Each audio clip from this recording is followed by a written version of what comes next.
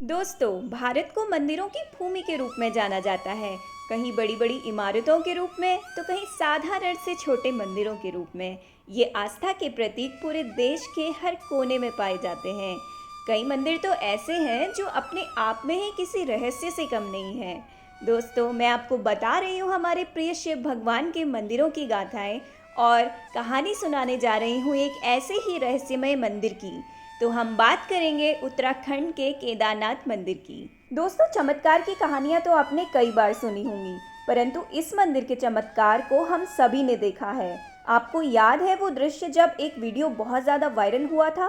केदारनाथ आपदा के समय जब भीषण बाढ़ अपने साथ सब कुछ बहाकर ले जा रही थी, उसी बाढ़ से लुढ़ककर एक बड़ा पत्थर मुख्य मंदिर के पीछे ढाल बनकर खड़ा हो गया था और पानी का प्रवाह दो भागों में बांटकर मंदिर के किनारे किनारे से निकल गया था।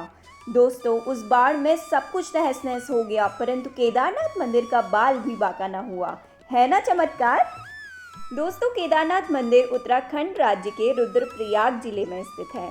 उत्तराखंड में हिमालय पर्वत की गोद में केदारनाथ मंदिर 12 ज्योतिर्लिंगों में सबसे ऊंचाई में स्थित ज्योतिर्लिंग है। इसके अलावा ये पंच केदार में से भी एक है। यहाँ की प्रतिकूल जलवायु के कारण यह मंदिर अप्रैल से नवंबर के बीच दर्शन के लिए खुला रहता है। दोस्तों, कहा जाता है कि इस मंदिर का निर्माण पांडवों ने करवाया था और ऐसी मान्यता है कि 8वीं शताब्दी में जगतगुरु शंकराचार्य जी ने इसका रिनोवेशन करवाया। दोस्तों, ये मंदिर 1200 साल से अपनी जगह पर मजबूती के साथ खड़ा है। केदारनाथ मंदिर का उल्लेख हमें स्कंद पुराण, वायु पुराण, केदार कल्प और केदार कंड में भी मिलता है। चलिए जानते हैं इस मंदिर से जुड़ी पौराणिक गाथा के बारे में।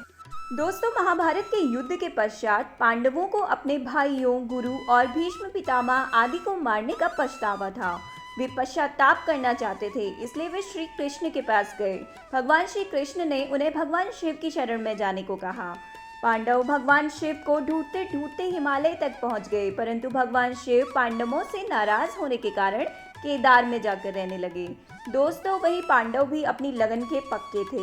वे उनका पीछा करते करते केदार पहुंच गए। भगवान शंकर पांडवों को दर्शन नहीं देना चाहते थे, तो वो बैल का रूप धारण कर अन्य पशुओं के साथ जा मिले।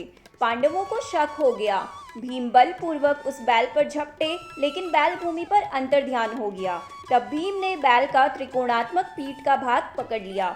भगवान शंकर पांडवों की भक्ति देखकर प्रसन्न हो गए। उन्होंने तत्काल दर्शन देकर पांडवों को पाप से मुक्त कर दिया। उसी समय से भगवान शंकर बैल की पीठ की आकृति पिंड के रूप में श्री केदारनाथ में पूजे जाते हैं और ऐसा माना जाता है जब भगवान बैल के रूप में अंतर्ध्यान हुए तो उनके धड़ का ऊपरी भाग काठमांडू में प्रकट हुआ, जो पशुपति नाथ के रूप में प्रसिद्ध है। शिव की भुजाएं तुंगनाथ में, मुख रुद्रनाथ में, नाभि मध्य माहेश्वर और जटा कल्पेश्वर में प्रकट हुए। इसलिए इन 4 स्थानों को मिलाकर केदारनाथ के साथ इसे पंच केदार भी कहा जाता है। आशा करती हूँ कि आपको ये जानकारी पसंद आई होगी। भगवान शिव के बारे में और भी रोचक जानकारियों के लिए सब्सक्राइब करें और हाँ, लाइक, कमेंट व बेल आइकन प्रेस करना ना भूलें। जय भोलेनाथ, हर हर महादेव।